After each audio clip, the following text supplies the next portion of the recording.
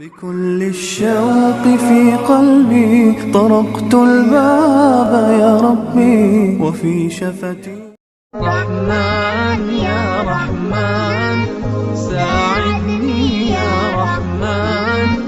اشرح صدري قرآن املأ قلبي قرآن واسق حياتي قرآن لله لله يهفو آملي لله ولحفظ كتاب الله رحمن يا رحمن ساعدني يا رحمن اشرح صدري قرآن املأ قلبي قرآن واسق حياتي قرآن لله لله يهفو آملي لله ولحفظ كتاب الله رحمن يا رحمن